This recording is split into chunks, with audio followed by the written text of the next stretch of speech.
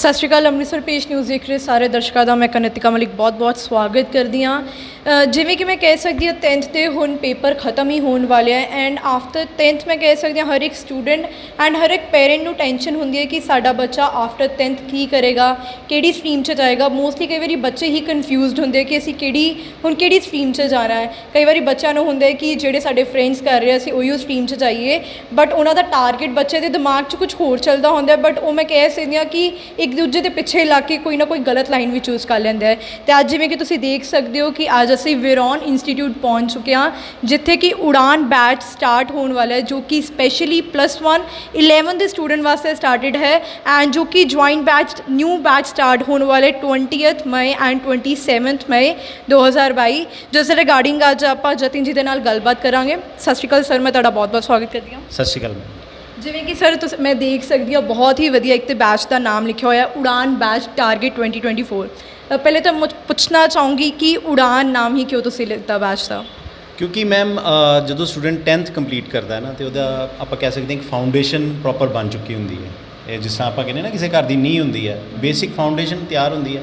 ਅਤੇ ਹੁਣ ਇੱਕ ਬੱਚਾ ਆਪਣੀ ਇੱਕ ਉਡਾਨ ਲਈ ਤਿਆਰ ਹੁੰਦਾ ਜਿਹੜੀ ਕਿ ਉਸਨੂੰ ਆਪਣੇ ਡਰੀਮ ਇੰਸਟੀਟਿਊਟ ਤੱਕ ਪਹੁੰਚਾਉਂਦੀ ਹੈ, ਜਿਹਦੇ ਨਾਲ ਉਸਦਾ ਜਿਹੜਾ ਕਰੀਅਰ ਹੈ, ਜਿਹਦੇ ਰਾਹੀਂ ਉਹਨੇ ਸਾਰੀ ਉਮਰ ਆਪਣਾ ਲਾਈਵਲੀਹੁੱਡ ਅਰਨ ਕਰਨਾ ਹੈ, ਉਹ ਬਣਦਾ ਹੈ। ਇਸੇ ਕਰਕੇ ਇੱਕ ਤਰ੍ਹਾਂ ਦੀ ਉਹ ਉਡਾਨ ਹੈ ਜਿਸ ਵਿੱਚ ਵਿਰੋਨ ਇੰਸਟੀਟਿਊਟ ਸਟੂਡੈਂਟਸ ਦੀ ਹੈਲਪ ਕਰੇਗਾ ਆਪਣੀ ਮੰਜ਼ਿਲਾਂ ਤੱਕ ਪਹੁੰਚਣ ਲਈ। ਇੱਕ ਤਾਂ ਸਰ ਜਿਵੇਂ ਲਿਖਿਆ ਹੋਇਆ ਹੈ ਕਿ ਟਾਰਗੇਟ 2024, ਇਹਦਾ ਮਤਲਬ ਕੀ ਹੋਏਗਾ ਕਿ ਇੱਕ ਟਾਰਗੇਟ ਮਤਲਬ 24 ਤੱਕ ਬੱਚਾ ਪ੍ਰੋਪਰ ਰੈਡੀ ਹੋ ਜਾਏਗਾ? ਹਾਂਜੀ ਮੈਮ। ਕੀ ਹੁੰਦਾ ਹੈ ਕਿ ਅਸੀਂ ਸੋਚਦੇ ਤਾਂ ਹੈਗੇ ਹਾਂ ਕਿ ਅਸੀਂ ਡਾਕਟਰ ਬਣਾਂਗੇ, ਇੰਜੀਨੀਅਰ ਬਣਾਂਗੇ, ਬਟ ਪ੍ਰੋਬਲਮ ਹੈ ਕਿ ਉਹਦੀ ਤਿਆਰੀ ਸਾਨੂੰ ਨਾਲ ਕਰਨੀ ਪੈਂਦੀ ਹੈ।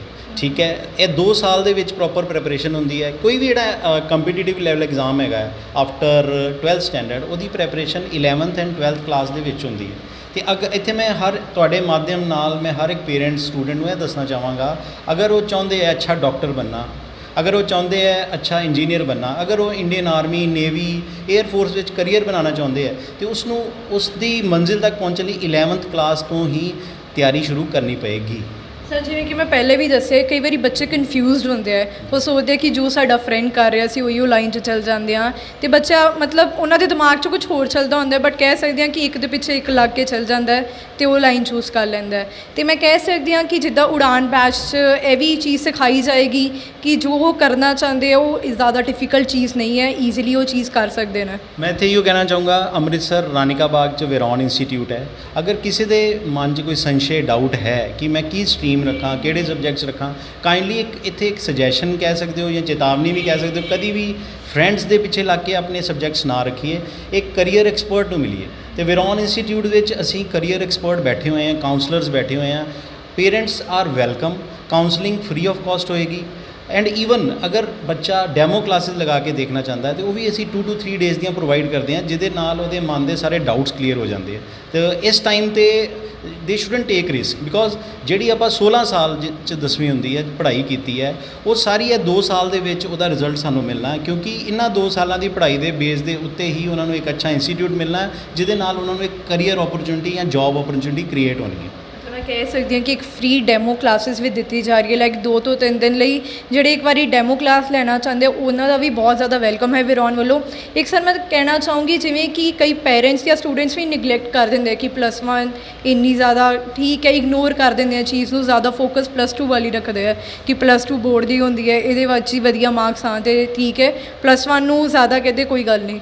ਹਾਂ ਮੈਮ, ਇੱਥੇ ਕਈ ਵਾਰ ਅਸੀਂ ਵੀ ਪ੍ਰੋਬਲਮ ਫੇਸ ਕਰਦੇ ਹਾਂ। ਸਾਡੇ ਕੋਲ ਇਨਕੁਆਇਰੀਜ਼ ਆਉਂਦੀਆਂ ਜਿਹੜੇ 12th ਤੋਂ ਬਾਅਦ ਅਵੇਅਰ ਹੁੰਦੇ ਆ ਕਿ ਅਸੀਂ ਇਹ ਕੋਰਸ ਕਰੀਏ, ਜਾਂ 11th ਕੰਪਲੀਟ ਹੋਣ ਤੋਂ ਬਾਅਦ ਉਹਨਾਂ ਨੂੰ ਸਮਝ ਲੱਗੇ। ਇੱਥੇ ਮੈਂ ਕਹਿਣਾ ਚਾਹੂੰਗਾ ਕਿ ਆਓ you should start your preparation from 11th only. ਇੱਕ ਐਗਜ਼ਾਮਪਲ ਦੇ ਤੌਰ ਤੇ ਕਹਿਣਾ ਚਾਹੂੰਗਾ ਕਿ ਨੀਟ ਦੇ ਪੇਪਰ ਦੇ ਵਿੱਚ 55% ਸਿਲੇਬਸ 11th ਵਿੱਚੋਂ ਆਉਂਦਾ, ਪਰ ਸਾਡੀ ਇੱਕ ਧਾਰਨਾ ਬਣੀ ਹੈ 11th ਬੋਰਡ ਦੀ ਨਹੀਂ ਹੈਗੀ, 11th ਕਰਨ ਦੀ ਕੀ ਲੋੜ ਆ। ਇੱਥੇ ਮੈਂ ਉਹਨਾਂ ਬੱਚਿਆਂ ਨੂੰ ਇੱਕ ਮੈਸੇਜ ਦੇਣਾ ਚਾਹੂੰਗਾ ਜਿਨ੍ਹਾਂ ਦੇ ਮਨ 'ਚ ਕੋਈ ਟਾਰਗੇਟ ਹੈ, for example NDA the exam clear ਕਰਨਾ ਹੈ, ਡਾਕਟਰ ਬਣਨਾ ਹੈ, ਨੀਟ ਦਾ ਐਗਜ਼ਾਮ ਕਲੀਅਰ ਕਰਕੇ ਇੰਜੀਨੀਅਰ ਬਣਨਾ ਹੈ, ਅਤੇ ਉਹ 11th ਤੋਂ ਹੀ ਆਪਣੀ ਪੜ੍ਹਾਈ ਸ਼ੁਰੂ ਕਰਨ, ਵਿਰੋਨ ਇੰਸਟੀਟਿਊਟ ਨਾਲ ਜੁੜਨ, ਕਿਉਂਕਿ ਅਸੀਂ ਉਹਨਾਂ ਦੇ ਸੁਪਨਿਆਂ ਨੂੰ ਸੱਚ ਕਰਨ 'ਚ ਉਹਨਾਂ ਦੀ ਹੈਲਪ ਕਰਾਂਗੇ, ਡੈਫੀਨੇਟਲੀ ਕਰਾਂਗੇ, ਗਰਾਊਂਡ ਲੈਵਲ 'ਤੇ ਕਰਾਂਗੇ, ਪ੍ਰੈਕਟੀਕਲੀ ਕਰਾਂਗੇ। ਮਤਲਬ ਕਹਿ ਸਕਦੇ ਹਾਂ ਕਿ +1 ਵੀ ਇੱਕ ਇੰਪੋਰਟੈਂਟ ਚੀਜ਼ ਹੈਗੀ ਹੈ ਕਿ ਇਹ ਫਸਟ ਸਟੈਪ ਲਵਾਂਗੇ ਅਤੇ ਗਾਂ ਨੂੰ ਮਤਲਬ ਤਰੱਕੀ ਹੋਏਗੀ, ਨਹੀਂ ਤਾਂ ਨਹੀਂ ਹੈ ਨਹੀਂ। Definitely ma'am, 11th class is equally important like 12th class. ਜੇਕਰ ਸਾਡਾ even if you want to score good in boards also, ਸਾਨੂੰ 11th ਨੂੰ ਇਗਨੋਰ ਨਹੀਂ ਕਰਨਾ ਚਾਹੀਦਾ,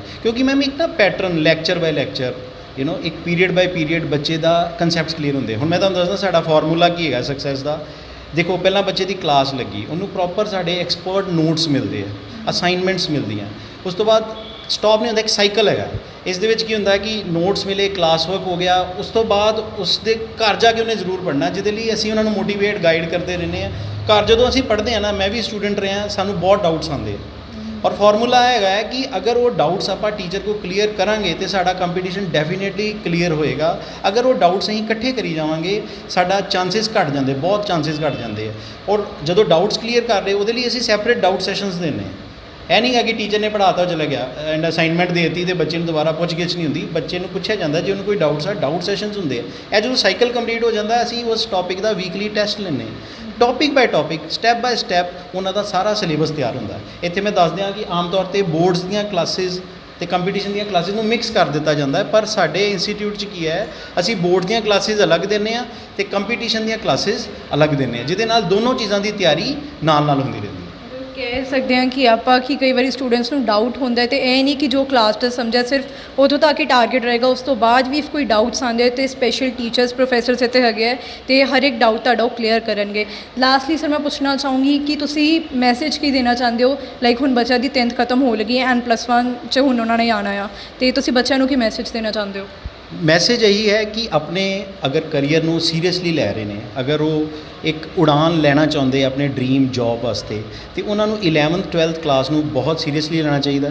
ਵੈਰੋਨ ਇੰਸਟੀਟਿਊਟ ਉਹਨਾਂ ਦਾ ਸਵਾਗਤ ਕਰਦਾ ਹੈ ਕਿ ਉਹ ਇੱਥੇ ਆ ਕੇ ਕਾਉਂਸਲਿੰਗ ਕਰਨ, ਆਪਣੇ ਡੈਮੋ ਕਲਾਸਿਸ ਲਗਾ ਕੇ ਦੇਖਣ ਅਤੇ ਫਿਰ ਆਪਣੀਆਂ ਰੈਗੂਲਰ ਕਲਾਸਿਸ ਸ਼ੁਰੂ ਕਰਨ। ਇੱਥੇ ਮੈਂ ਐਡ ਕਰ ਦਿਆਂ ਜੋ ਚੀਜ਼ਾਂ ਮੈਂ ਪਹਿਲਾਂ ਦੱਸੀਆਂ, ਉਸ ਤੋਂ ਇਲਾਵਾ ਸਾਡੇ ਕੋਲ ਸਪੈਸ਼ਲੀ ਡਿਜ਼ਾਈਨ ਟੈਸਟ ਸੀਰੀਜ਼ ਵੀ ਹੈਗੀ ਹੈ, ਜਿਸ ਤਰ੍ਹਾਂ ਨੀਟ ਵਾਸਤੇ ਅਲੱਗ ਟੈਸਟ ਸੀਰੀਜ਼ ਹੈਗੀ ਹੈ, IIT JEE ਵਾਸਤੇ ਅਲੱਗ ਟੈਸਟ ਸੀਰੀਜ਼ ਹੈਗੀ ਹੈ, NDA ਵਾਸਤੇ ਅਲੱਗ ਟੈਸਟ ਸੀਰੀਜ਼ ਹੈਗੀ ਹੈ। ਹਰ ਇੱਕ ਸਬਜੈਕਟ ਦੀ ਐਕਸਪਰਟ ਫੈਕਲਟੀ, ਡੈਡੀਕੇਟਿਡ ਫੈਕਲਟੀ ਹੈਗੀ ਹੈ।